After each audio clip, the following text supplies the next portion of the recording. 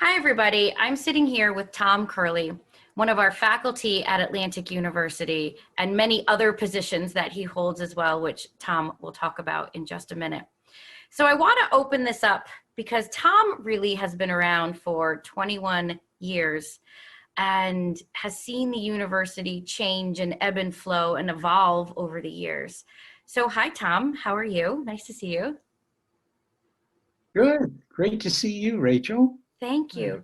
So tell us a bit about what got you to Atlantic University 21 years ago. Yes, I was teaching at a college, Loyola College in upstate New York.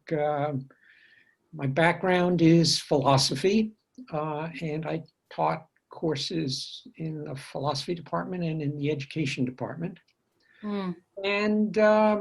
But my wife was actually a longtime member of ARE, and she would occasionally come down to Virginia Beach to go to conferences, and I would tag along sometimes. And I found my way into the library, and it was fascinating to be in the library and to see the materials that they had there, which they call it the greatest metaphysical library in the country, and that's truly the case.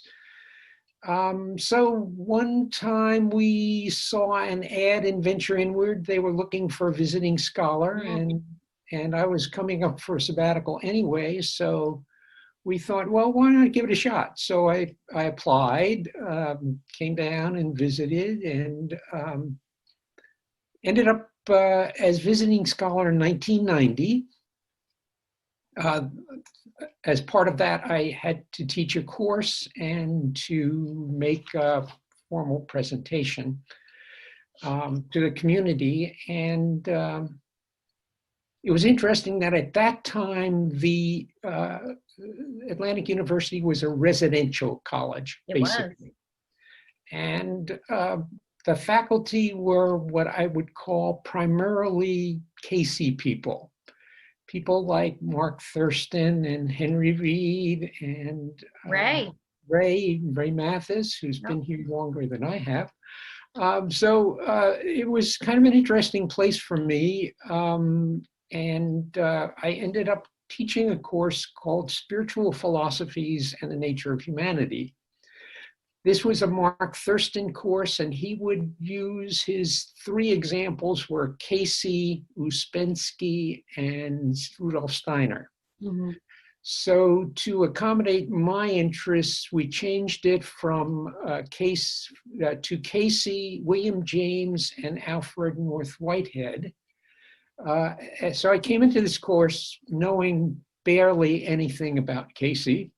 And it was great because the students taught me what they knew about Casey. And that provided an introduction to Atlantic University. When I retired, we decided to move down here, and I reconnected with Atlantic University. It had now become a distance education institution, and it was what we would call a with correspondence. Yes, a correspondence program. We would send out the materials, the modules for any given course to the student. They would have them, and over a period of 6 months or so, their work would come back, and they'd mail in their work, and we'd mail it back to them. So it was really, truly a correspondence school. That's funny. You mentioned William James. Yes. And I know as a philosopher, he is probably near and dear to your work. Tell me how William James connects with the transpersonal psychology. Well, a lot of people don't know that in the early 20th century, William James wrote a 2-volume work called The Principles of Psychology. And it was really the foundational work in psychology in this country for quite some time. Psychology began in roughly the latter half of the 19th century in Germany, particularly. And James picked that up, and although he considered himself a philosopher, he was also the primary force in psychology in this country for some time. So, and he actually did use the word transpersonal, but not necessarily in the sense in which we interpret it today. He called himself a radical empiricist. Which meant for him that whatever we can experience is something that becomes part of our knowing. And he didn't place limits on that. He had a tremendous interest in mediums, for example. He would go and get readings from mediums, and he would investigate that to see if it could, in some sense, be verified. So he had an interesting background, not your typical psychology background. Right. I made this mistake with you once, asking if William James was Freudian, and that was displeasing. I obviously have studied lots of psychology, and when you speak of psychoanalysis or psychology, I always think of Freud and Germany, Austria, France. And I asked you once, was William James influenced by Freud, or was he Freudian? So what do you think about that statement? Well, I would say that William James he died in 1910, I think, if I recall correctly. So Freud was around, but I don't think he had any connection. Not yet. I read a story once, Tom, that William James and Freud apparently met in New York one time. And they went on a walk across the bridge, and that's the last time they decided to ever converse. I could understand that, yes. So they probably went, oh, I see you, and I see you, and we're going to go on our fair way. Yes. But you do talk about William James mentioning the word transpersonal. Talk about that word, because that's one of those theories and philosophies that people kind of have a hard time grasping. Well, I view transpersonal basically as involving two approaches. We tend to think of ourselves as limited to our body. So where my skin ends is where I end, and then somebody else is the other in effect. But you can interpret it transpersonal in what I would call a horizontal way. That is, we are not limited to our bodies. We are connected, certainly, primarily with nature, and we are connected with other people. And those connections are real, even though they may not be apparent to our five senses. So when we treat transpersonal that way, we extend the individual beyond the skin and take into account all of the social influences and elements that affect and make up who we are. And then you interpret it vertically. That is, it's possible for us to realize that there is something, some power, some force greater than who we are, and that we're in some way connected to that force, that power. What I prefer the term like infinite spirit. I don't like words like so much like God, because it tends to say Christianity only. So I prefer a neutral term, but I see the connection. We are connected vertically as well as horizontally. It's interesting because when you first start talking, I hear existentialism coming out of your mouth, and our mind. What is a mind without a body, and a brain without a mind? You know, but it's almost this spirituality and psychology as it relates to our existential existence or existentialism. Yes. And I really appreciate that, because I don't think many people understand that, you know, what's the power behind our mechanism, our organic nature. And then there's a connection to the cosmic, the universe, divine spirit, pick a word. Right. I think Right. that's so interesting.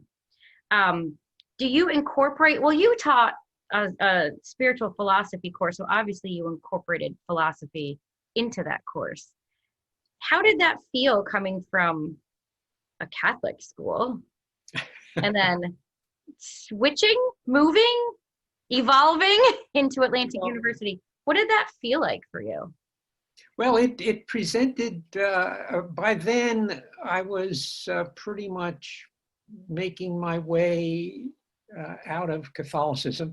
So I was pretty much open to a variety of different ways of thinking. What It was a little bit of a struggle for me to deal, as it is for everyone, to deal with Casey's language in trance. But I could see where he was coming from. I could make some sense out of that. And it just provided another perspective. I don't think that anyone, including Casey, is the be all and end all for us, because we are growing, we are evolving. And it's important for us to realize that we have a role in this evolution of ourselves. Isn't that nice? We actually have some free will and choice. Yes, yes, yes. And Casey states that often. He'll talk about astrology signs or your birth seal. And he says, you still have choice in all of this. This isn't stamped in the universal book of foreverness. It's you have choice. And I think that's one of the things that attracts people to Casey, and especially the library. You mentioned that the library was like your portal in, Yes, be kicking and screaming, coming with your wife to Virginia Beach. So tell me, you've been at the university since 1999. You mentioned it was first residential, then we went correspondence, then we went online. What other evolutions have you seen with the school over that time? I think I've really seen an evolution in terms of not only the students we attract now to the program, but to the faculty as well. I'm really impressed by the ability of Atlantic University to provide this container within which people of different persuasions can come together and work together, because they all see the importance of transformation in this process. So I think that's exciting. The students are changed, faculty are changed. Yes, yes. And it always seems to me that one of the lessons we learn is that we begin to think of some people as almost indispensable to the process, but then they leave and someone else appears, and things change, and we grow. So it's been interesting for me to see that evolution. Interesting. If you were to look into the future, what would you hope to see for the university?